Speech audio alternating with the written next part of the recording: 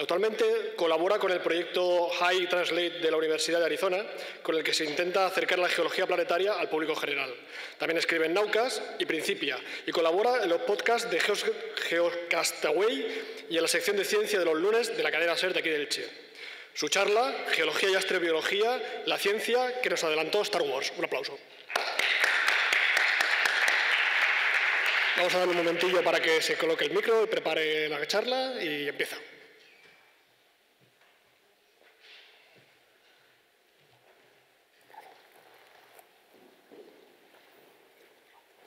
Vale, a ver, ¿se me escucha bien?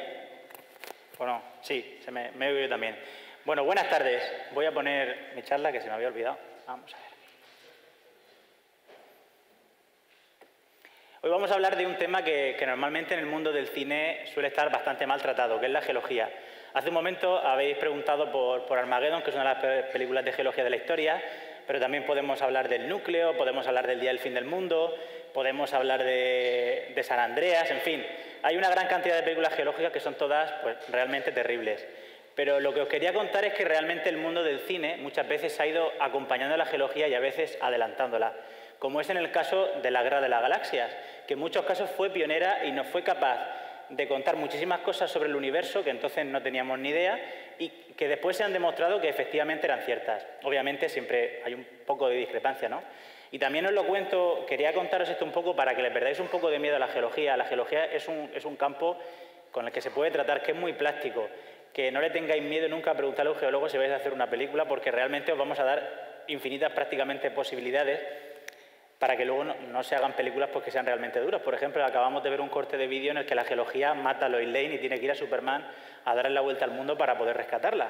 Y al final siempre la geología es prácticamente, una criminal de película, casi una villana. Y una de las grandes cosas que por lo menos para mí, Star Wars ha sido pionero, es que, aunque la película empieza diciendo que hace mucho tiempo en una galaxia muy, muy lejana, en realidad muchísimas de las cosas que se han visto en Star Wars, muchísimos de los planetas, muchísimos de los escenarios, en realidad los hemos tenido siempre mucho más cerca de lo que creíamos. Y realmente hemos tardado casi 30 años en descubrir muchísimas de las cosas que ya habíamos visto pues, en la primera, en la segunda y en la tercera película. De hecho, el origen de las películas de Star Wars viene también, pues, digamos, cayendo en medio de grandes avances en la historia de la exploración espacial. Bueno, aquí no se ve muy bien, pero he pintado más o menos las tres películas como caen, la Guerra de las Galaxias, El Imperio Contraataca y El Retorno del Jedi, que van relacionadas también en un momento muy convulso en la historia de la exploración espacial. Fijaos, en el año 69 llegamos a la Luna, en el año 70 llegamos a Venus y aterrizamos bien sin estrellar la nave, que también ha ocurrido muchísimas veces. Llegamos y vemos por primera vez Júpiter de cerca en el año 73. Primero sobrevuelos al Sol cercanos en el año 76. En el 79 llegamos a Marte, aterrizamos y somos capaces de fotografiar su superficie. Es un momento en el que la ciencia y la geología, sobre todo la ciencia espacial, está viviendo muchísimos cambios. Y algunos de esos cambios ya se ven reflejados en las películas de la Guerra de las Galaxias.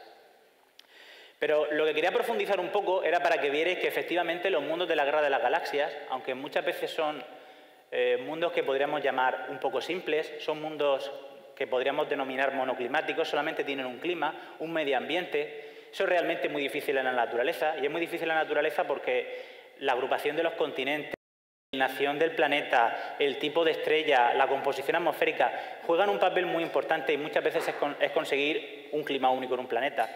Por ejemplo, ahora mismo en el sistema solar solamente tenemos un planeta que tenga todo el día la misma temperatura como puede ser Venus. Lo que pasa es que es un infierno. Pero la Tierra también fue monoclimática en algunos momentos y ahora después veremos cuándo ocurrió.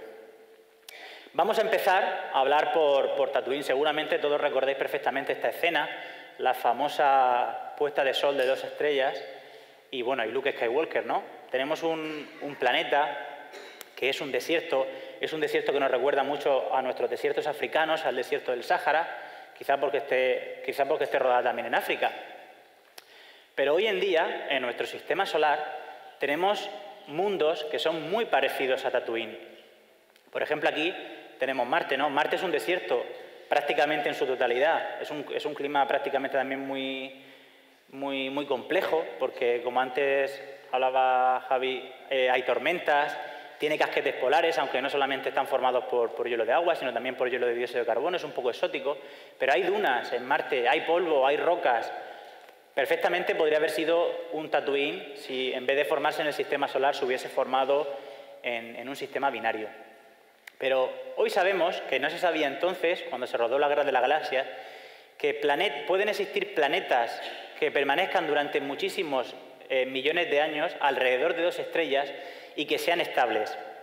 ¿Que sean estables por qué? Bueno, cuando un planeta gira alrededor de una estrella pueden ocurrir perturbaciones que modifiquen su órbita. Por ejemplo, la interacción con planetas gigantes que puedan existir en el mismo sistema. Pero cuando hay dos estrellas, la cosa se complica, porque en realidad los planetas deben de estar en órbita alrededor de las dos estrellas para que se mantengan en su sitio y no cambie mucho. Porque obviamente, si cambia mucho de órbita, pues el planeta, si está más cerca de las estrellas, tendrá más temperatura y si está más lejos de las estrellas, pues hará menor temperatura. Con lo cual las condiciones de vida serán muy difíciles. Pero hoy hemos descubierto que hay sistemas que son estables como este de aquí, el de Kepler 47, en el que hay planetas alrededor de dos estrellas. Pero para que se cumplan estas condiciones, para que puedan haber planetas y que además estén en órbita durante muchísimo tiempo alrededor de estas estrellas, se tiene que cumplir una cosa. Y es que estas dos estrellas estén muy próximas entre sí. Tan próximas que a veces su distancia sea entre ellas, entre su superficie, sea menor que la distancia que ahora mismo hay entre el Sol y Mercurio, o sea, realmente cerca. Luego los planetas sí que se pueden distribuir alrededor de una zona muchísimo más grande. Pero para que esto funcione tienen que ser estrellas muy cercanas. Y si volvemos un momento la vista atrás, a la diapositiva de Tatooine, vamos a ver si llego. Las estrellas efectivamente ya las habían pintado entonces muy cerca, muy próximas entre ellas, y por eso se ponen tan cerca en el cielo. Esto ya lo predijeron ellos, pero hasta hace poco realmente no ha habido, hasta hace 4 o 5 años no ha habido muchos estudios que pusieran en el desarrollo suficiente como para ver si efectivamente se podían dar estos planetas y ser estables a lo largo del tiempo geológico. Luego vamos a otro planeta, ¿no? Todos recordaréis el planeta pantanoso donde vivía Yoda, el maestro Yoda.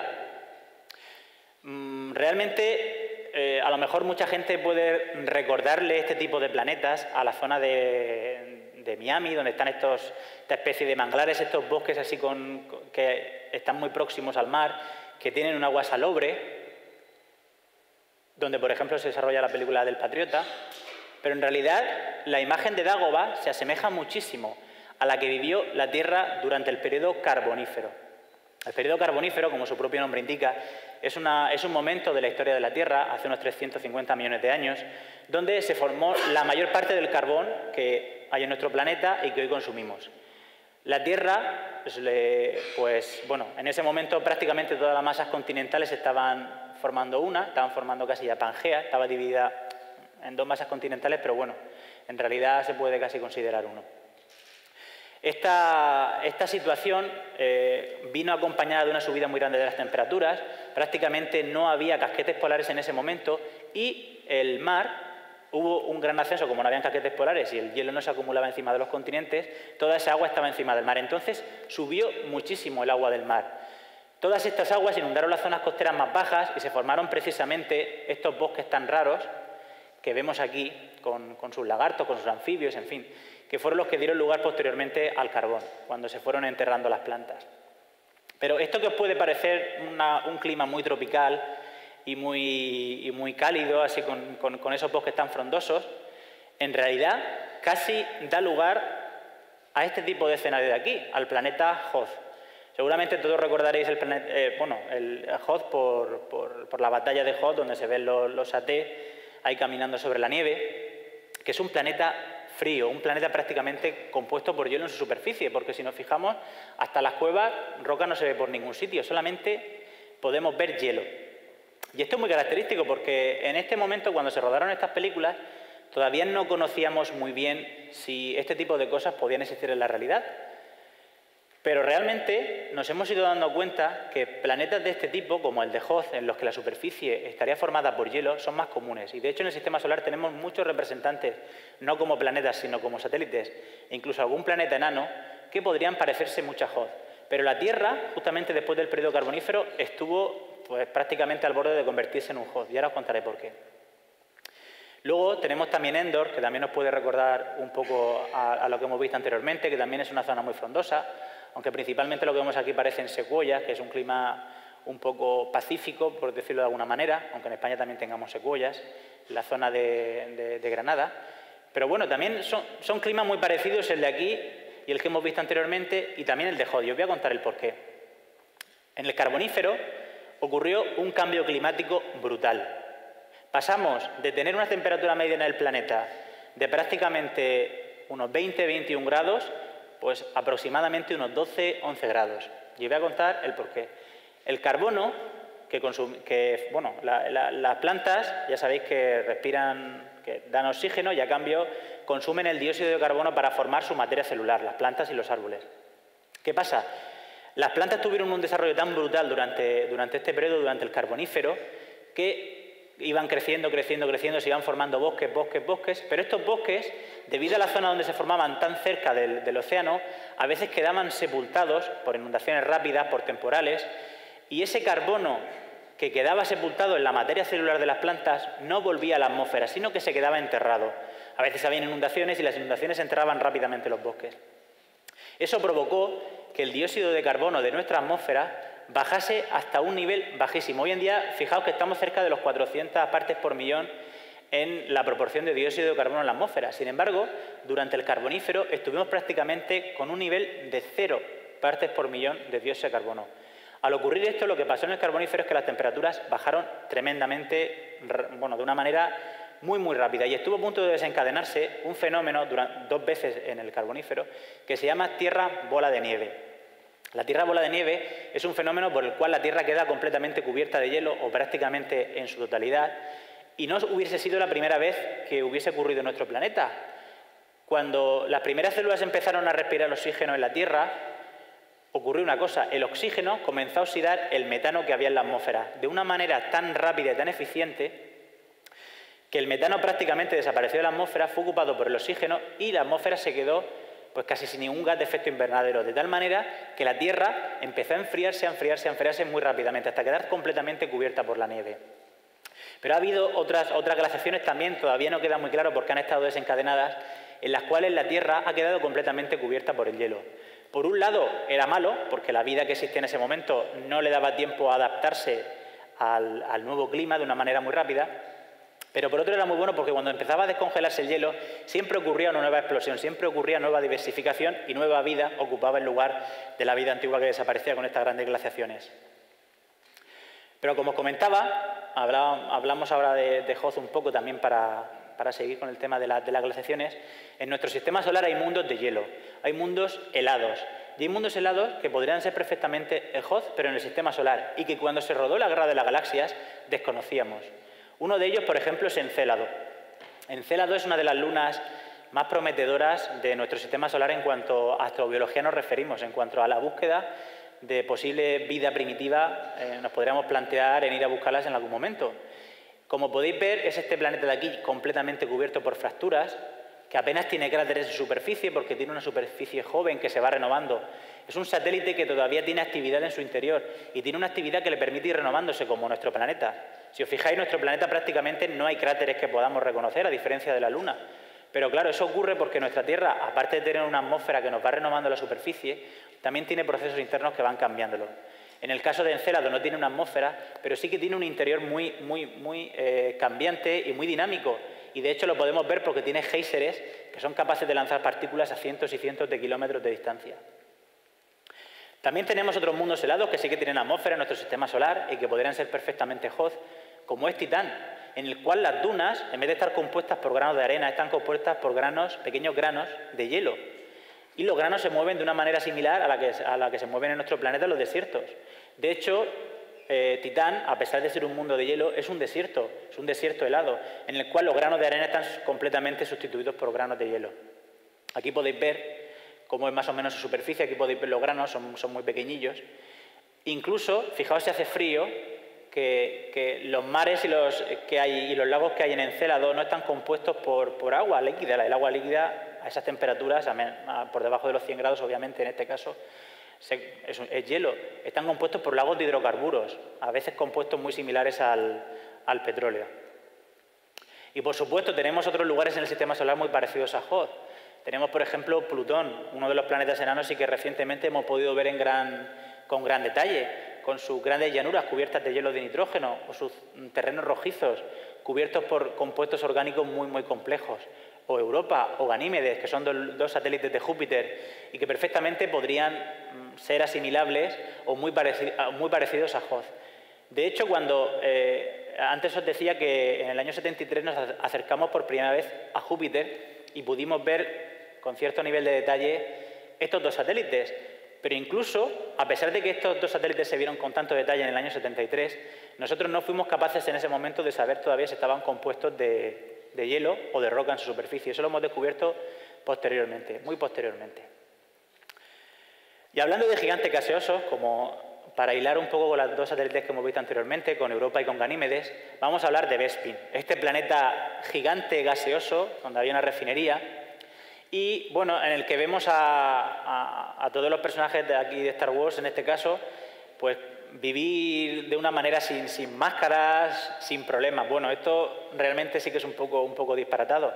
Hoy en día pensamos que sería imposible que haya planetas gigantes gaseosos cuya atmósfera no tenga vientos tan violentos y hayan partes en las cuales haya una presión y temperatura adecuada y una composición atmosférica suficiente para que nosotros pudiésemos vivir, pues, digamos, sin necesidad de escafandra o sin un traje de astronauta. Lo que sí que es verdad es que es posible que en algún momento, no sé dentro de cuántos años, hace un rato comentaba con Dani el tema del helio. Nosotros en la Tierra usamos el helio, muchas veces lo conocemos para inflar los globos que llevan los niños en las ferias. Realmente el helio es un gas que para nosotros es muy importante, y es muy importante porque es el que se usa no solamente para enfriar instrumentación científica, sino también para enfriar los grandes imanes superconductores que tienen las máquinas de resonancia magnética. Y actualmente nos estamos quedando sin este gas porque se escapa con muchísima facilidad de la Tierra, porque sigue saliendo gas de las rocas que forman la Tierra, sino también de la atmósfera. Y es posible que en algún momento, como ha pasado en Star Wars, tengamos que ir a extraer gases y a extraer gases o cualquier otro tipo de productos de este tipo de planetas. En nuestro sistema solar tenemos, por ejemplo, planetas como Júpiter, que son muy parecidos a lo que sería Bespin. Lo que pasa es que los vientos son tan bestiales, de miles de kilómetros por hora, que no podríamos vivir en su atmósfera. Bueno, de hecho, seguramente no tengan ni superficie sólida. O sea, que os podéis imaginar los grandes retos tecnológicos a los que se tuvieron que enfrentar los personajes de la Guerra de las Galaxias. Luego tenemos Coruscant. Coruscant es un planeta, pues prácticamente que podríamos decir que es una ciudad, más que de encontrar países o cualquier otra cosa que pudiéramos discernir a simple vista cuando lo vemos en las imágenes. Y realmente es que es verdad, aunque nos parezca una cosa muy marciana, Coruscant, nos parezca una cosa muy futurista, un planeta que a lo mejor nos quede miles y miles y miles de años por encontrar, yo cuando miro a Coruscant en realidad estoy viendo el futuro de nuestro planeta. Y no es broma. Si uno echa un vistazo a nuestro planeta, de noche, claro, porque de día nos cuesta muchísimo más distinguir la presencia humana, sobre todo desde cierta distancia, podemos comprobar que prácticamente todo el hemisferio norte está cubierto por las ciudades. Todos estos puntitos de luz marcan las ciudades, las autovías, las carreteras, bueno, en el desierto todos los puntos que veis no solamente son ciudades, sino que en muchos casos se corresponden con las refinerías de petróleo. Si os fijáis, es un continuo. Y es posible que quizá si la población sigue aumentando al ritmo que sigue aumentando, en algún momento tengamos que ocupar más zonas de nuestro planeta para poder vivir y quién sabe si de aquí a 100 o a 200 años vivamos en un planeta muy parecido al que es Coruscant. Luego también tenemos Naboo. Naboo también es un planeta muy parecido a la Tierra. Y es un planeta muy parecido a la Tierra porque también muchas de las escenas se rodaron en la Tierra, pero es un planeta parecido a la Tierra porque viven seres humanos, y aunque sean razas alienígenas, pero bueno, también son muy parecidas a nosotros. Y el caso es que es tan parecida a nosotros que podemos encontrar ejemplos de Naboo. De hecho, estas cataratas de aquí nos recuerdan muchísimo a las cataratas del Niágara o incluso a las cataratas de Victoria. Es decir, muchas veces los escenarios de la Guerra de las Galaxias están basados en cosas que podemos encontrar en nuestro día a día en nuestro planeta, y muchos están representados en la geología, que muchas veces obviamos un poco y relegamos al nivel paisajístico, por decirlo de alguna manera. Luego otro planeta que tenemos aquí, que es el planeta Camino, que también es parecido a nuestro planeta porque es un mundo oceánico. Como podemos ver, en su superficie es totalmente cubierta por agua. También es un planeta muy parecido al de Interestelar, este planeta donde había tsunamis gigantes. Y hoy en día sabemos que es posible. Sí que es verdad que en el sistema solar, planetas en el que haya agua líquida en la superficie, solamente está la Tierra. Con líquidos en su superficie, comprobados solamente hay dos, que es la Tierra, que tiene agua, y Titán, que tiene hidrocarburos en su superficie en estado líquido. Y la mayoría de océanos que hoy conocemos o pensamos que existen en el sistema solar, en realidad no están en la superficie de los planetas, sino que están en una zona intermedia, están debajo de la corteza de hielo. Fijaos, este gráfico es un gráfico de la NASA, es un póster que hicieron hace un par de años, es el que nos dicen los mundos del sistema solar que puede que tengan un océano más o menos comprobado. Fijaos, la Tierra, 1. Segundo, Ceres, es un planeta enano. Pensamos, aunque es relativamente pequeño, pensamos que todavía podría tener parte de agua líquida bajo la corteza helada, aunque muy poca seguramente ya, porque a lo largo del tiempo geológico la Luna se ha ido enfriando por completo. Y Europa, que la hemos visto antes, también es un satélite de Júpiter, posible que tenga un océano bajo su superficie. Ganímedes, también otro satélite de Júpiter, que también es otro... Bueno, Ganímedes y Calisto, de hecho, no es posible que tengan solamente un océano bajo su superficie. Hay modelos que dicen que tienen como una especie de sándwich de océanos, que podrían estar conectados entre sí o no, es decir, la primera capa, la superficie que nosotros vemos es de hielo. Debajo habría una capa de océano. Debajo otra capa de hielo. Debajo una capa de océano.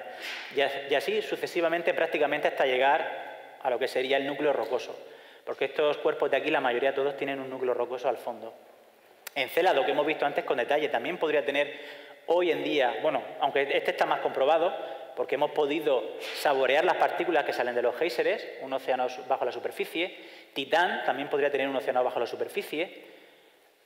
Mimas, que ahora veremos también. Tritón, que también muestra también actividad de géiser en su superficie, y es un cuerpo que está muy lejos del Sol, es un cuerpo pequeño que también debería estar frío, no debería tener actividad geológica, pero la tiene, y eso podría indicarnos que tiene un océano subterráneo. Y por último, Plutón. Después vamos a un planeta ya mucho más, ¿cómo decirlo? No sé si marciano o extraterrestre, pero también tenemos ejemplos en nuestro sistema solar, y es Mustafar. Seguramente habréis visto en las últimas películas esta escena de aquí. Y Mustafar es un mundo volcánico, es un mundo donde toda su superficie está cubierta por volcanes. Pues fijaos, en el sistema solar tenemos un ejemplo de un cuerpo que está completamente cubierto por volcanes, y no en la Tierra, y que además tiene una gran actividad. De hecho, es el cuerpo más activo del sistema solar, que es Io. Es esta luna de aquí, es un satélite de Júpiter. Es un satélite de Júpiter que cada vez que vamos y lo visitamos, fijaos, ¿veis esta mancha de aquí? Esto es un volcán que está lanzando a cientos de kilómetros de altura, casi 200 kilómetros de altura, lava fundida al espacio. Puede hacerlo porque es muy pequeño y la gravedad permite que vaya tan lejos. En la Tierra una fuente de lava así, pues obviamente sería imposible. Esto también de aquí es una fuente de lava que se pudo fotografiar cuando la Voyager 2 llegó a Io. Pues precisamente esta luna de aquí, si os fijáis y la miráis a simple vista, no tiene ningún cráter. Y no tiene ningún cráter porque tiene tanto volcán en su superficie que continuamente va cubriendo de lava cualquier cráter que se pudiera formar. Esta luna podría asemejarse a Mustafar, como hemos visto, y es el primer cuerpo del sistema solar en el que descubrimos que había una geología activa aparte de nuestro planeta. Y la hay no porque tuviera que tenerla, sino porque las mareas de Júpiter, es decir, en la Tierra estamos acostumbrados a ver las mareas, en las cuales pues sube el agua, baja el agua, pero en Io no pasa eso porque no tiene agua. Lo que se deforma es la superficie. Se deforma, se ahueva y vuelve a su posición. Se vuelve a ahuevar y estamos hablando que se ahueva decenas de metros, es decir, se deforma una cantidad bastante grande. Pues en este proceso de ahuevamiento y desahuevamiento, las partículas comienzan a rozarse entre sí, consiguen rozarse con tanta fuerza que al final se funde, la roca comienza a fundirse y da origen a estos fenómenos volcánicos que vemos aquí. Esto ocurre porque efectivamente tiene un planeta, es satélite de un planeta muy grande y que permite que hayan estas mareas tan sumamente fuertes. De hecho, en la luna de la Tierra pasa algo parecido, lo que pasa es que en la luna de la Tierra solamente se calienta el núcleo de la luna y eso no da lugar a fenómenos volcánicos porque está muy profundo. Y bueno, ya para concluir un poco el resumen de los cuerpos más importantes que hay en Star Wars, siempre es el campo de asteroides, ¿no? Estamos acostumbrados a que es un recurso muy cinematográfico, quizás, es abusar del concepto de campo de asteroides. Una nave siempre, cuando pasa por un campo de asteroides, parece pues, que hay asteroides por todos los lados, ¿no? Que entre asteroide y asteroide en realidad hay muy poca distancia. Hoy en día sabemos que hay millones de asteroides en el cinturón de asteroides, pero cuando hacemos una media de la distancia que hay entre todos los asteroides entre sí, pues es más o menos como el chiste este de aquí. ¿Veis el asteroide y dice hola? Y no le responde nadie. Porque aproximadamente hay una media entre 600.000 y 1 millón de kilómetros entre asteroide y asteroide. Sí que es verdad que a veces ocurren cosas como esto que veis aquí, es el resultado de la colisión de dos asteroides. ¿Tenía razón la Guerra de las Galaxias cuando usó este ejemplo? Si nos referimos al cinturón de asteroides que tenemos ahora en el Sistema Solar, no. Pero sí que es cierto que cuando se forman los sistemas planetarios hay muchísima más materia, hay muchísimos más asteroides que finalmente son expulsados del sistema o acaban formando parte de los planetas. Y entonces, pues en sistemas planetarios relativamente jóvenes sí que sería posible pues las escenas de estas de aquí, de la que se ve la nave esquivando asteroides y chocando contra los asteroides. Pero hoy, si esta escena se hubiese rodado en el Sistema Solar, hubiese quedado mucho más sosa. Y como prueba podemos dar que de momento todas las ondas que hemos lanzado al Sistema Solar exterior, ninguna ha chocado con ningún asteroide. Y de hecho, para poder ver algún asteroide hemos tenido que desviar sustancialmente la misión para que pasara cerca de un asteroide. Y para concluir, pero darle un tema un poco más aplicado a la geología de la Guerra de las Galaxias, es hablar un poco de lo que costaría la Estrella de la Muerte. Porque muchas veces nos fijamos en que construyeron con muchísima facilidad o con relativa facilidad la Estrella de la Muerte, a pesar de que es una película de ciencia ficción y muy futurista. Pero realmente si nos planteáramos ahora hacer la Estrella de la Muerte, así a grosso modo incluso, realmente sería una barbaridad. Fijaos, os he traído una comparación de tamaños para que veáis el tamaño de la Estrella de la Muerte y cosas que conocemos. Aquí tenemos nuestra Luna, aquí tenemos la base Starkiller. Esta es la Estrella de la Muerte 1. Esto de aquí es Mimas, que es como una Estrella de la Muerte, pero que es un satélite de Saturno en realidad. Y realmente fijaos lo que hace el cine, ¿no? La forma de Mimas no la conocimos hasta bastante después de haber visto en el cine la forma de la Estrella de la Muerte. Es decir, fuimos capaces de adelantarnos a la propia naturaleza y antes de ver esto de aquí, haber planteado esto de aquí. Y realmente son muy parecidos. Y luego la Estrella de la Muerte 1, que es realmente pues, pequeñita. Los tamaños los he sacado, hay muchas fuentes, y he intentado ser lo más fiel posible, he hecho una media más o menos para que me quedaran más o menos correctas, porque hay gente que dice que la Estrella de la Muerte 2 mide solamente unos 160 kilómetros de diámetro, pero en muchas fuentes se refieren como que eso solamente era el tamaño de la primera Estrella de la Muerte, y que la Estrella de la Muerte número 2 tenía 900 kilómetros de diámetro. Fijaos, yo he hecho un cálculo un poco burro, ¿vale? Para que veáis. He supuesto, solamente voy a hablar de la carcasa de la Estrella de la Muerte, para que os hagáis una idea de la barbaridad de material que uno necesita para construir una nave de este tamaño. Yo he supuesto que la Estrella de la Muerte, el grosor de la carcasa de fuera, tiene 2,5 centímetros de grosor. Y le he puesto acero por poner un material, que es el material que muchas veces tienen los buques de guerra, de 2,5 centímetros, pues un acorazado normal y corriente en la mayor parte de su casco. Pues fijaos, si pudiésemos calcular el peso que tendría solamente la carcasa de la Estrella de la Muerte, a mí me ha salido como 493 billones de kilos. Yo ahora mismo no se me ocurre qué número es ese, pero el otro día pregunté y me sale como es que 6 veces todos los seres vivos del planeta. O sea que pesaría bastante. Y aún así no pesa mucho. Pero ¿sabéis cuántos años tardaríamos en fabricar el acero en nuestro planeta al ritmo de fabricación actual? A ver si alguien es capaz de darme una cifra. En años, ¿eh? ¿Nadie se le ocurre cuánto tiempo tardaríamos en conseguir todo el acero de la Estrella de la Muerte? ¿Nadie me hace una estimación ni...? 1000 años? Venga, pues desgraciadamente, bueno, o afortunadamente, porque así no consumimos tan rápidamente los recursos de nuestro planeta, al ritmo de producción actual del acero, al que usamos hoy en día, tardaríamos 308.146 años, lo he calculado hasta el último año, en poder construir solamente el acero de la carcasa de fuera de la Estrella de la Muerte 2. O sea, que imaginaos la cantidad de acero que gasta una cosa de este tipo. Pero lo peor ya no es eso. Lo peor es que me planteé cómo podríamos lanzar al espacio toda esa cantidad de acero. Bueno, pues pensé que la mejor forma era pensar el cohete más grande, bueno, el cohete con más capacidad que habíamos lanzado al espacio, que es el Saturno V, aquí os he puesto el de Lego porque me gustaba más y es más bonito, que es el que puso al hombre en la Luna, ¿no? Pues bien, calculando la carga máxima que ha puesto un Saturno V en órbita terrestre, me sale que tendríamos que lanzarlo 3.500 millones de veces al espacio para poder poner solamente el acero de la Estrella de la Muerte en órbita. O sea, imaginaos la cantidad de recursos que tendríamos que gastar solamente para poner las placas de fuera de la Estrella de la Muerte. Y eso sin contar los muebles, la gente, la comida y todo lo demás. O sea, que sería un desastre económico sin precedentes. Pero es que lo peor es que se me ocurrió digo, voy a mirar a ver a cuánto está el acero hoy. Y entré al Forex donde ponen los precios del acero, donde se cotizan los precios de las materias primas y de los derivados. Y digo, bueno, está aproximadamente a unos 470 euros hoy el coste del acero, ¿no? La tonelada. Pues solamente la carcasa de la Estrella de la Muerte, sin contar los lanzamientos ni nada más, nos costaría 233 billones de euros. Solamente la carcasa. La carcasa no tiene nada, sin luces, sin cable, nada, básico, la estructura, digamos, de fuera. No he puesto pisos por en medio, ni he abierto puertas, ni he subido a los soldadores. O sea, solamente fijar la cantidad de dinero que cuesta.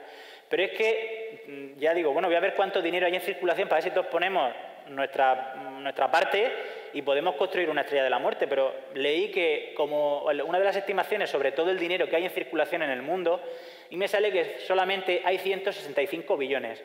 Con lo cual no tendríamos para pagar ni la Estrella de la Muerte si todos pusiéramos nuestro dinero. Pero bueno, son cosas que pasan. Y, ojo, y mi estimación es, ¿cómo decirlo?, muy positiva.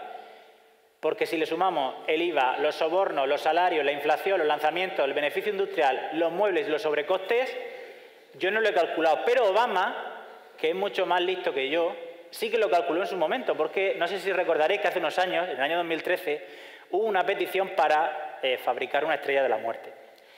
Y el caso es que a ellos les salió por un poco más. A mí habéis visto que a mí solamente la carcasa de fuera me ha salido por 230 millones de euros, sin muebles y sin gente y sin nada. Porque habría que pagar los salarios de las 800.000 personas que dice que trabajaban en la Estrella de la Muerte. A mí me parecen muchas, pero bueno, igual, no sé, allá un poco hacinados. A ellos les salió por 850 billones de dólares la construcción de la Estrella de la Muerte, contándolo todo, amueblada completamente, con su luz, su electricidad, su agua y todo. Lo que pasa es que al final la administración Obama se lo pensó un poco mejor y decidió, pues bueno, que quizá no era el mejor momento para construir una Estrella de la Muerte.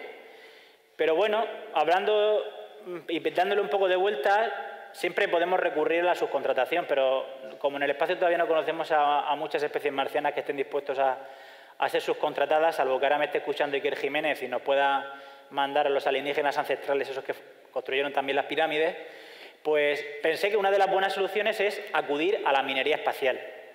En los últimos años hay muchos países interesados en la minería espacial. Esto que parece una cosa muy futurista, es probable que de aquí a 20 años empecemos a verlo como algo normal, porque de hecho ya hay países que están legislando el tema de la explotación de recursos en el espacio. O sea que cuando ya países como Estados Unidos, Luxemburgo y otros paraísos fiscales están pensando que hay que legislar el tema de la explotación de los recursos en el espacio, igual es momento de que nosotros también pensemos un poco qué es lo que tenemos que hacer.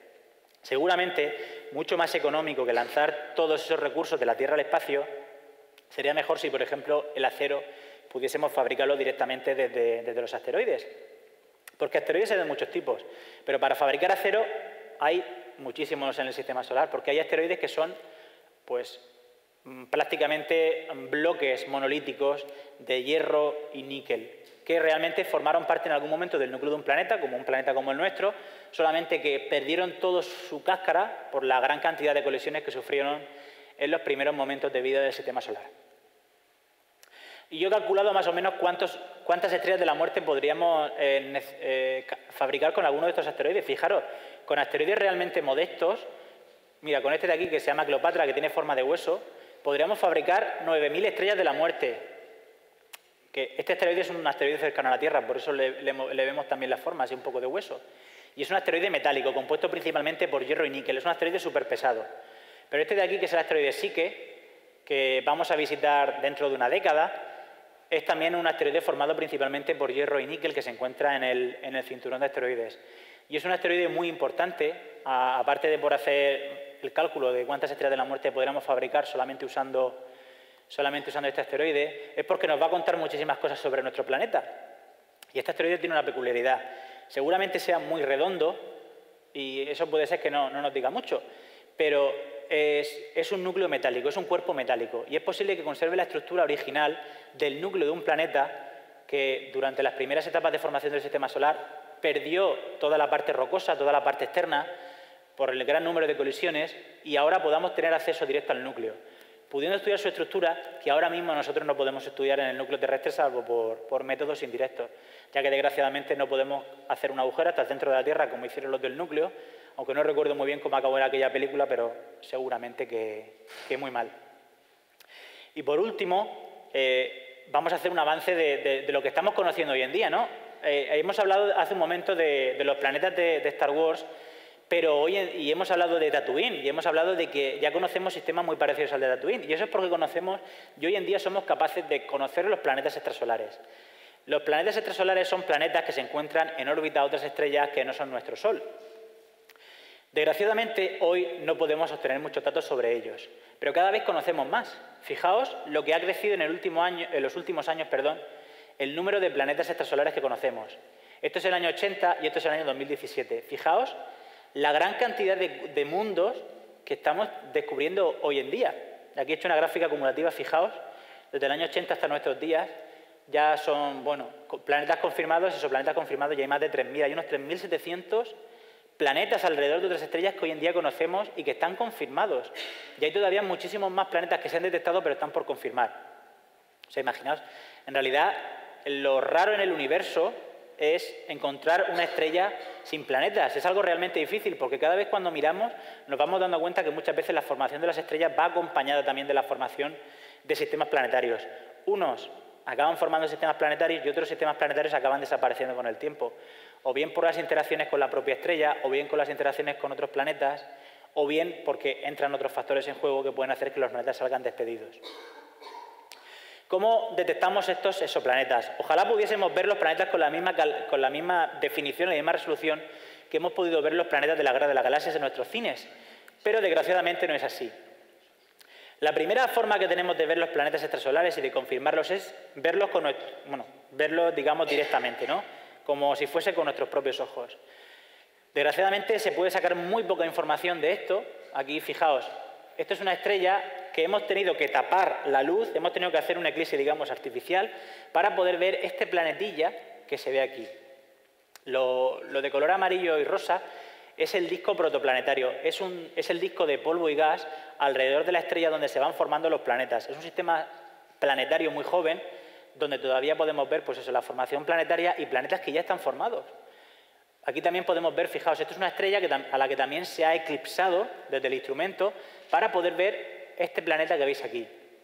Hay sistemas planetarios que se están formando ahora que son muy raros, como este de aquí. Fijaos que la estrella es esto de aquí del centro, está eclipsada y por eso da esta forma tan rara, pero fijaos el anillo tan estrecho y tan misterioso que tiene alrededor de esta estrella. Ahí se están formando planetas.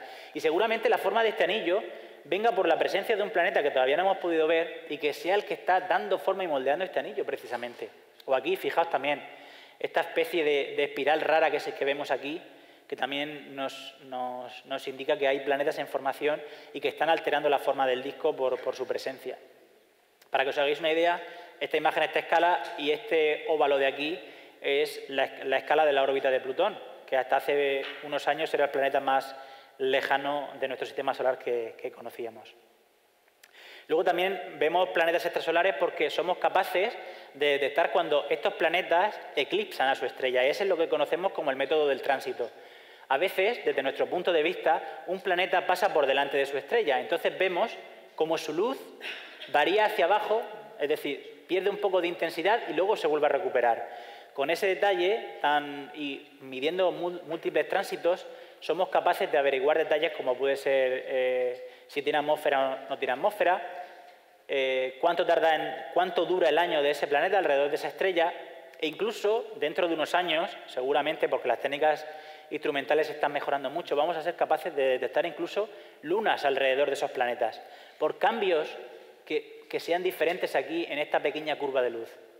Obviamente, esta técnica solamente vale para planetas cuya órbita con respecto a nosotros cruce así. Imaginad que vosotros sois la Tierra, el círculo este es la estrella y el planeta pasa por delante. Porque como gire así, el método del tránsito nunca va a funcionar porque desde nuestro punto de vista nunca va a pasar por delante. Luego también tenemos otro método para encontrar estos planetas extrasolares, que es el método de la astrometría. Nosotros somos capaces de ver cómo los planetas son capaces de tirar de la estrella y moverla un poco de la posición que tendría que seguir. Entonces, gracias a estos pequeños movimientos somos capaces también de detectar los planetas e incluso saber qué masa pueden tener. Luego tenemos también otro fenómeno que es el de las lentes gravitatorias. Es decir, a veces un planeta puede hacer de lente para los rayos de luz en este caso. La gravedad del planeta es capaz de alterar los rayos de luz con respecto a nosotros y hacer que la estrella gane o pierda luminosidad, según ese planeta se mueva de una forma u otra. Entonces, cuando pasa ese planeta por delante, vemos como que la luz de la estrella también se intensifica un poco. Luego también, antes has nombrado la palabra bamboleo. A veces las estrellas bambolean un poco hacia los lados o incluso se mueven un pelín y por cómo varíe esa luz, cómo nos llega a nosotros, somos capaces de saber si realmente hay un planeta, si realmente el tirón que está sufriendo es el tirón de un planeta. Con esta técnica también somos capaces de saber y de poder calcular la masa de los planetas con bastante precisión hoy en día.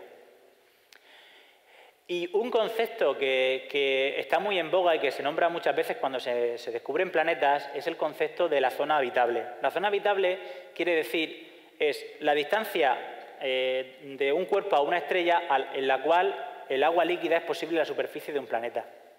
Este concepto, a grandes rasgos, está bien, pero en realidad no es muy útil. Es decir, nos vale para calcular más o menos un rango de distancias alrededor de una estrella, como por ejemplo nuestro Sol, en la cual pues realmente nos encontramos en unas condiciones exactas para desarrollar vida en la superficie.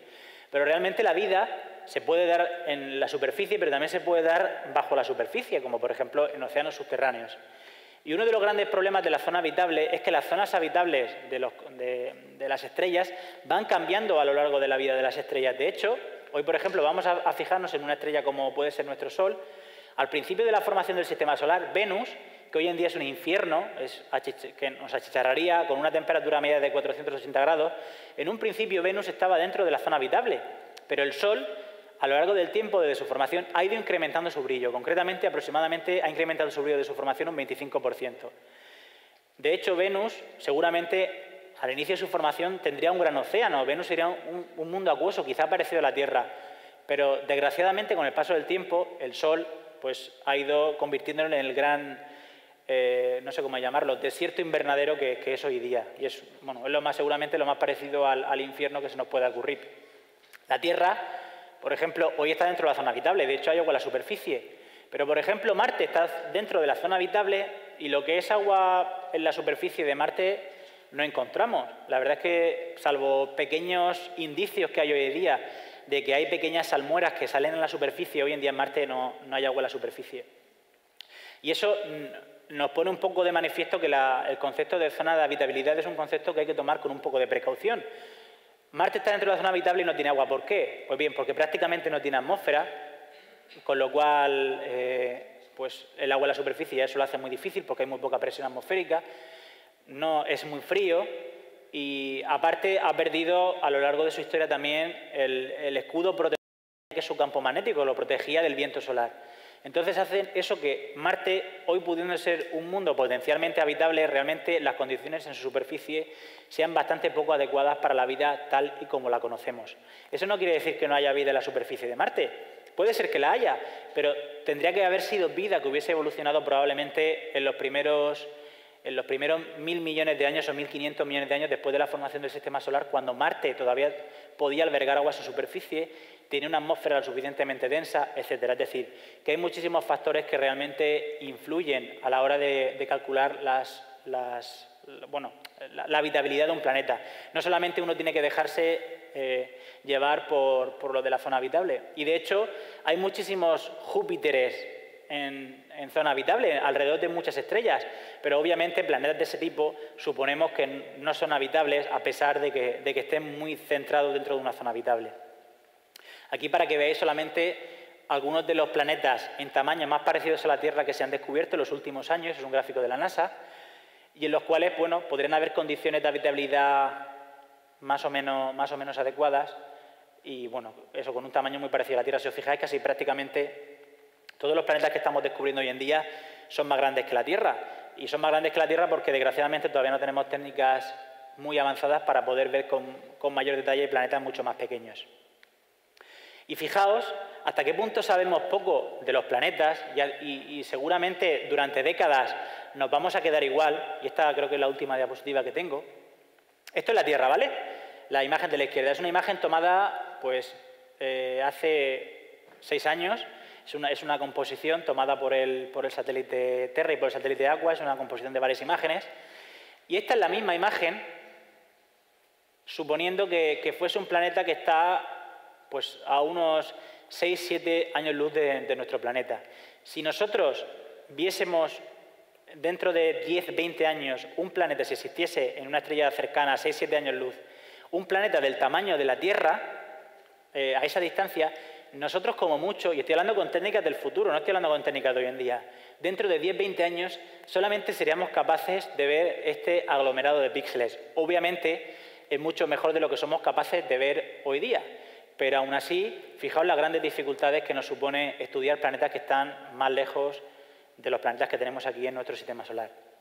Pero bueno, gracias a la imaginación de los guionistas, de los escritores, de los artistas que desarrollaron toda la saga de Star Wars, hemos tenido acceso a quizá hacer una precuela de los planetas que íbamos a conocer, de la ciencia que íbamos a descubrir décadas después de que pudiésemos descubrir realmente, de que pudiésemos estudiar con detalle muchos de estos satélites, muchos de estos planetas y muchos de estos cuerpos de los cuales hoy en día la ciencia trata de investigar su pasado, su presente y, por supuesto, su futuro del cual nosotros seguramente también dependamos.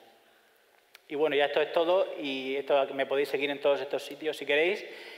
Y si tenéis alguna pregunta, alguna duda, no os preocupéis, podéis hacerla. No, soy geólogo, pero somos pocos, pero somos buenos. Así que si tenéis alguna... es el momento, vamos. Y si no, también a través de aquí podéis hacerme las preguntas que creáis necesarias. Y, por supuesto, si vais a hacer alguna película o algún guión o alguna cosa, nos podéis preguntar, nosotros os atenderemos con mucho gusto y seguro que incluso aunque vosotros imaginéis el caso más improbable, seguramente que la ciencia, no ahora, dentro de 20 años, descubrirá que es posible y probable. Gracias.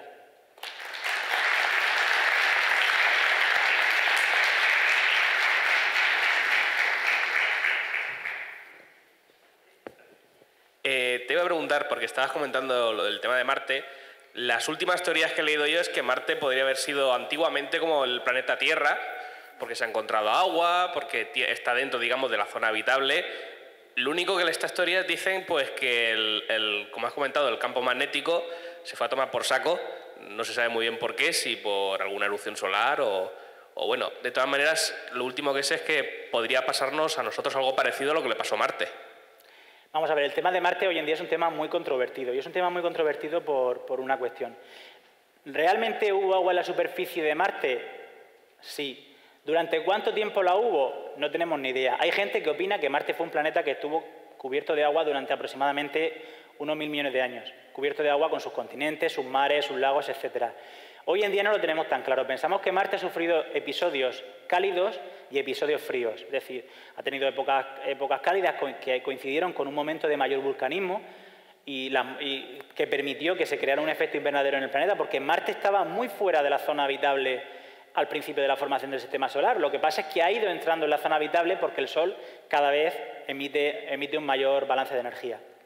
Entonces, realmente no sabemos hasta qué punto el agua fue continua o si realmente los episodios glaciales fueron muy grandes y el agua principalmente estuvo congelada en su superficie y solamente hubo pequeños pulsos en los cuales pues, se formaron todos los grandes cañones que vemos, los ríos, las redes fluviales que hay por Marte en todos los sitios, etcétera. Hoy en día, aunque vayamos mucho a Marte, realmente conocemos realmente poco y todos los días nos encontramos con un nuevo estudio que uno dice que sí, que el agua en superficie fue muy estable y otros que no, que realmente fueron episodios muy, muy sueltos.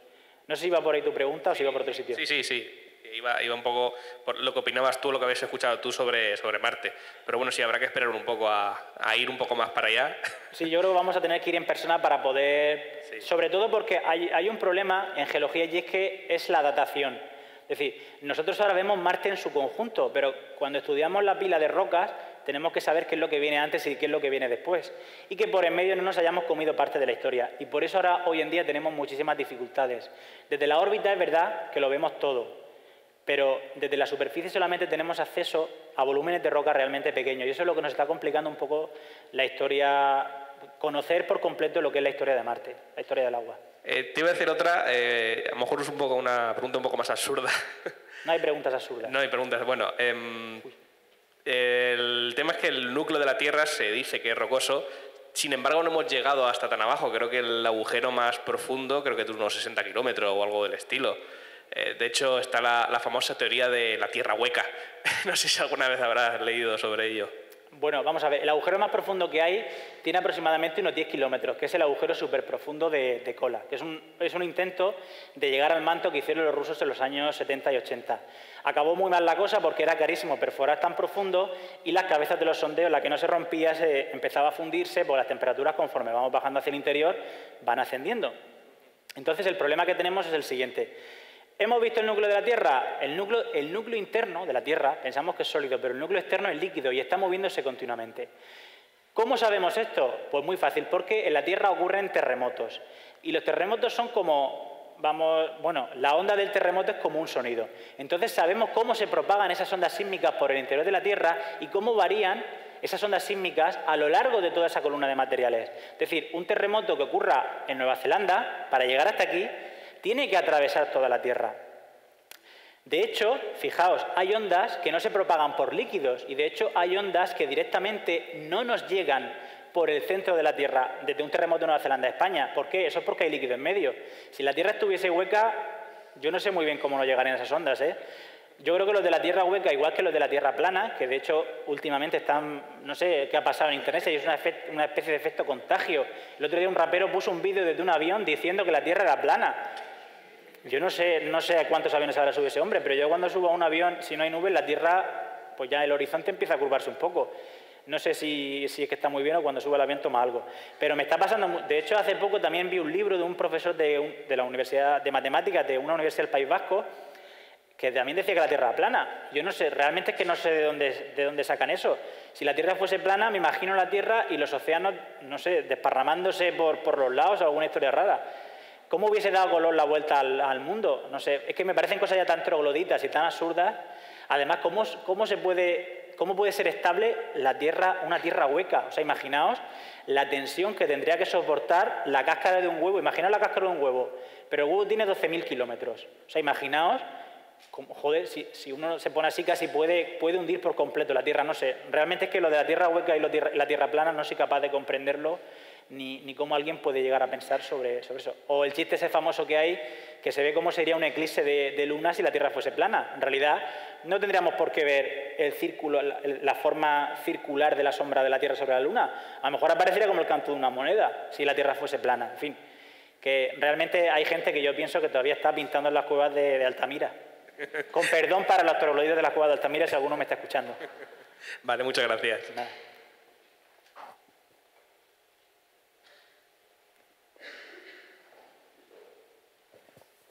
Hola, buenas tardes.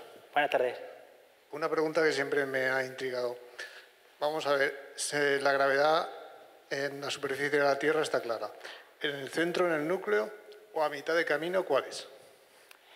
Habría que calcularla. Vamos, en teoría, si la Tierra fuese homogénea y nosotros nos pudiésemos colocar en un punto y fuésemos un punto, la gravedad en teoría sería cero porque se anularía, entiendo. No sé si los físicos me pueden corregir por aquí, Porque si me están tirando todos por igual, más o menos la gravedad tendría que ser cero. Bueno, la aceleración de la gravedad. La parte hasta donde has llegado, la parte que se queda por encima de ti no influye gravitatoriamente. Es decir, en una tierra hueca, dentro estaríamos como flotando en el espacio. ¿Y a mitad de camino? A mitad de camino tendríamos, digamos que la gravedad va disminuyendo porque va disminuyendo la masa que tenemos bajo nuestros pies. Pero si tenemos arriba y abajo masa, ¿estaríamos en equilibrio? Sí, sí, pero la otra te está tirando, digamos, desde todas las partes. O sea, si no se ve con ecuaciones es muy difícil verlo, pero Vale. más o menos la conclusión es esa. Pero la Tierra no es homogénea por dentro, además, ni de coña. De hecho, hoy en día, por ejemplo, buscamos minerales y buscamos yacimientos, depósitos minerales o buscamos la aparición de antiguos cráteres de impacto estudiando las anomalías de la gravedad que vemos en la superficie. Eso es porque la Tierra por dentro no es homogénea. El campo gravitatorio varía muchísimo. Y gracias precisamente a esa variabilidad del campo gravitatorio hemos descubierto muchísimas cosas. De hecho, lo estudiamos en los planetas habitualmente para ver zonas donde pudo haber vulcanismo, donde el espesor de la corteza sea más grande, donde sea menos grande, en fin. Que realmente la homogeneidad de los cuerpos por dentro, salvo en casos muy, muy concretos, es cero. Somos cuerpos muy heterogéneos. Otra pregunta. A pesar de que no eres biólogo, te pregunto, cuando hablas de zona habitable, ¿estás hablando de donde el agua se supone que es líquida? Donde podría ser líquida es la superficie, que la temperatura, la distancia a esa estrella permitiría, si la atmósfera es buena, si las condiciones químicas del cuerpo o la composición del cuerpo es buena, que sí que pudiese haber agua en la superficie, porque si tiene una atmósfera, yo que sé, muy fina, como puede ser el caso de Marte, no tiene por qué haber agua líquida, a pesar de que esté dentro de una zona habitable. Pero habitable se refiere En la zona a vida. habitable solamente es que pueda existir agua líquida en la superficie de un cuerpo, una temperatura adecuada para eso.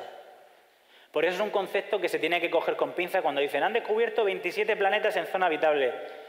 Uno tiene que primero ver las características del planeta antes de poder decir eso, porque ya la gente se imagina que hay posibilidades de vida, pero no tiene por qué. Si es un Júpiter, ya ahí la cosa se complica mucho. O si es un Marte. No. Hay que tener en cuenta las condiciones de composición físicas y químicas del planeta, si no... Gracias. Lo que pasa es que hoy en día, desgraciadamente, solamente podemos calcular esos dos parámetros, digamos, bueno, el tamaño, la masa, la distancia a la estrella y la temperatura de la estrella. Y por ahí podemos ir definiendo más o menos la habitabilidad de los planetas. Esto va a ir cambiando y va a ir cambiando en los próximos años porque además vamos a ser capaces de estudiar pues, el espectro de los planetas que nos diga más o menos a grandes rasgos la composición. Porque ya habéis visto que incluso dentro de aquí a 20 años lo más que vamos a poder ver planetas en zona habitable va a ser pues, 9 píxeles que prácticamente no nos va a decir nada. No vamos a poder ver masas continentales, pero bueno, es un avance. Poco a poco la ciencia se va construyendo. Yo tengo una pregunta. Ah, muy bien. A ver, Raúl, yo sé que tú eres experto en terremotos y quiero que nos expliques un poco por qué los terremotos de pequeña intensidad, que parece que hay muchos y que alarman tanto, por qué es bueno detectarlos y eso de la liberación de tensión, por qué es bueno que haya muchos pequeños. Pues en realidad no es bueno ni malo que hayan pequeños. Yo voy a explicar por qué. Sí que es verdad que el folclore geológico nos dice que la ocurrencia de pequeños terremotos nos hace evitar uno más grande, pero fijaos, por cada punto de magnitud que subimos, no es correcto decir grado, aunque se use continuamente en la prensa, por cada unidad que subamos en la escala, se libera 33 veces más energía que en la escala anterior. Es decir, si quisiésemos liberar o evitar un terremoto de magnitud 2 con terremotos de magnitud 1, tendríamos que hacer 33 terremotos. Imaginaos en Japón, porque siempre se me ocurre el caso, que es una de las zonas sísmicas que más conocemos, en Japón todos los días hay terremotos de 4, de 5, de 3, y sin embargo siguen habiendo terremotos de 9, terremotos de 7, terremotos de 8. ¿Eso por qué? Porque la ocurrencia de pequeños terremotos realmente no libera la suficiente energía como para, digamos, reducir la energía que se liberaría en otros terremotos.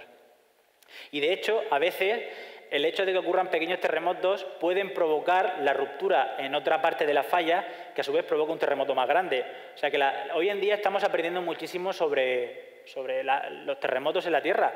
De hecho, la sísmica, aunque llevemos fabricando sismómetros, no sé, la geofísica, llevamos fabricando sismómetros 200 años, aunque hay sismómetros chinos que tienen 1000, aunque eran muy rudimentarios, realmente sabemos muy poco sobre los mecanismos que desencadenan terremotos, aparte de que es una ruptura de las rocas, de la corteza terrestre, sabemos poquísimo. No sabemos qué factores influyen realmente y de una manera determinante en que se dispare un terremoto en un momento u otro. Hoy en día hay terremotos que han ocurrido y que son muy estudiados. Tenemos toda la zona de California, todo Japón, cubierto por redes sísmicas tremendas, en las cuales se ha perforado hasta llegar al plano de la falla para cuando esté cerca de romperse o se provoque el terremoto, podamos ver qué cambios hay físicos o químicos en el agua que hay en los poros de las rocas. Y hoy todavía no somos capaces de saber qué desencadena. Solamente sabemos que una vez que se supera la elasticidad de la roca o la plasticidad de la roca, se rompe, como podemos hacer con una goma. Pero realmente conocemos muy poco sobre cómo ocurren los terremotos. Ni podemos predecirlos, ni absolutamente nada. Y seguramente ni de aquí a 20, ni de aquí a 30, ni de aquí a 40 años todavía seamos capaces de aprender mucho, porque la Tierra es un sistema muy grande, es muy complejo y no podemos acceder a toda esa información porque queda por debajo de nosotros. Y es realmente una cosa frustrante, porque cada vez tenemos muchos más sismómetros en la Tierra, tenemos muchísimos instrumentos. Por ejemplo, que hemos visto antes para detectar las ondas gravitacionales, es un sismómetro de los más precisos y mejores del mundo. Ni con esa instrumentación tan cara y tan precisa somos capaces de descubrir las verdaderas causas ni de poder predecir con relativa antelación la ocurrencia de un terremoto. O sea que realmente lo mejor antes de cuando uno piensa en terremotos es conocer las normas de autoprotección en vez de preguntarse cuándo va a ocurrir. Las podéis ver en la página del Instituto Geográfico Nacional, vienen detalladas en 2 páginas que son muy sencillas y os recomiendo que os la leáis, porque aquí en esta comarca, en el Bajo Vinalopó y en el Bajo Segura, en los últimos cientos de años han ocurrido terremotos realmente destructivos, que pueden volver a ocurrir en el futuro. O sea que es recomendable que uno siempre, aunque no sabemos si va a ocurrir ahora o dentro de 200 años, se ocurre ahora que por lo menos sepamos unas normas mínimas de seguridad, que siempre viene bien. Muy bien, pues ya sabéis que creo que había una pregunta por ahí, he visto una mano levantada. A ver, micrófono. Por aquí, delante. Aquí delante. No, pero es que mejor con el micro que nos... Ahora te paso el micro, no te preocupes. Sobre lo de la minería y las leyes que se estaban haciendo para la minería en el espacio, sí, teniendo en cuenta lo que costaría la Estrella de la Muerte y mover tanto material, supongo que sería la Luna, pero a mí me parece algo muy lejano. Pues realmente no es tan lejano. De hecho, ya hay empresas que están catalogando asteroides para calcular más o menos cuántos recursos minerales tienen. O sea que realmente es una cuestión que está cerca. Ya digo, Luxemburgo el año pasado reguló la minería espacial. Estados Unidos en el año 2015 reguló la minería espacial. Pero a nivel técnico estamos preparados para... No del todo, pero sí. Estamos prácticamente ya al borde. Realmente lo más problemático en el tema de la minería espacial hay 2 problemas. Uno, el coste del lanzamiento, que afortunadamente hoy en día se está abaratando mucho, sobre todo con el tema de SpaceX, que ha supuesto una verdadera revolución en los precios, que parezca una cosa así un poco de supermercado. Y China, que el otro día también dijo que va a superar a SpaceX en cuanto a precio de lanzamiento. Entonces esto supone que ya hay un interés de la industria privada por ir a los recursos espaciales. Y otro tema complicado en la minería espacial, que es también el único que queda quizá un poco más por detallar, de aspecto técnico complejo, es el tema del procesamiento de los minerales. Es decir, ¿vamos a procesarlos en el espacio o vamos a procesarlos en la Tierra? Tenemos que estudiarlo muy bien. La Luna, de hecho, no se plantea de momento como minería espacial por una razón, porque como es grande y tiene tanta masa, traer a la Tierra todos esos materiales será muy caro. Pero como hay tantos asteroides cercanos a la Tierra pequeños que pueden ser rentables económicamente, lo normal sería recoger uno de estos asteroides, alterar su órbita para ponerlo muy cerca de nosotros, bueno, a una distancia segura siempre, claro, obviamente, y minarlo muy cerca de la Tierra. Es decir, y aprovechar todos esos recursos aquí. El problema es si nos traemos los recursos en bruto o los refinamos en el espacio, que es ahí quizá donde todavía está la parte más, no sé cómo decirlo, la parte todavía más por hilar de la minería espacial. Pero está muy cerca, ¿eh? Seguramente de aquí a 10, 15, 20 años veamos un cambio bestial de esto. Me parece increíble que dentro de 40 no estemos preparados para saber cómo ocurren los terremotos aquí, sí, pero sí para traer mineral del espacio. Es que es súper curioso, ¿eh? Es mucho más fácil, aunque parezca un disparate, pero es mucho más fácil conocer hoy en día el espacio que prácticamente conocer la Tierra. Por eso, de hecho, sabéis que está mejor cartografiada la superficie de Marte que los océanos terrestres. Porque supone un reto mucho más técnico bajar a 11.000 metros de profundidad en el agua que viajar hasta Marte, hacerse 60, 70 millones de kilómetros solamente para llegar hasta allí. O sea, fijaos hasta qué punto nuestro planeta sigue siendo un gran desconocido. Muy bien, Nahum, pues muchas gracias. Gracias a Creo que siempre es bueno tener a un geólogo amigo para preguntarle todo este tipo de cosas porque nadie te lo va a contestar mejor que él. Un aplauso.